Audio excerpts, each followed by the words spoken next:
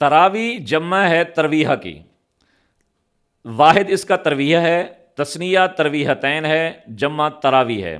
ترویہ کہتے ہیں 4 رکعت کے بعد تھوڑی دیر آرام کرنا۔ اب جب ہم 4 رکعت کے بعد آرام کریں گے 1 ترویہ، 8 رکعت کے بعد بیٹھیں گے 2 ترویہ، تو 8 رکعت 2 ترویہ بنتے ہیں۔ 2 ترویہوں کو تراوی نہیں کہتے کیونکہ تراوی جمع ہے، 2 ترویہوں کو عربی میں ترویہتین کہا جاتا ہے۔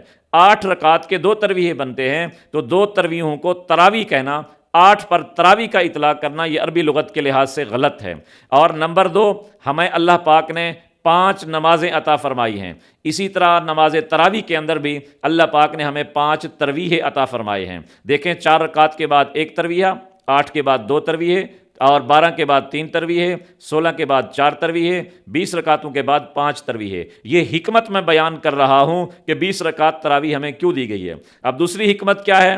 ہمیں 5 نمازیں جو فرض اللہ نے عطا کی، اس کے فرض بھی ہم اگر گنیں وہ بھی 20 بنتے ہیں، جیسے فجر کے 2 فرض، ظہر کے 4 فرض، 4 اور 2 6، 6 اور 4 عصر کے فرض 10، 10 اور 3 مغرب کے فرض 13، 13 اور 4 عشاء کے فرض 17، اور 3 رکعت وتر، یہ کل 20 رکعت ہم پر فرض اور واجب اللہ نے 24 گھنٹے میں عطا فرمائے۔ تو نماز تراوی بھی اللہ پاک نے رمضان میں ہمیں 20 رکعت عطا فرمائی، تاکہ کسی بندے کے فرضوں کی رکعت میں کوئی کمی پیشی تو اللہ تبارک و تعالی ہماری تراوی کی رکعتوں میں اس کمی پیشی کو دور فرما دیں گے۔ اس لیے بھائی 20 رکعت ہی پڑھا کرو، حکمت عقل کے مطابق بھی 20 رکعت تراوی ہے۔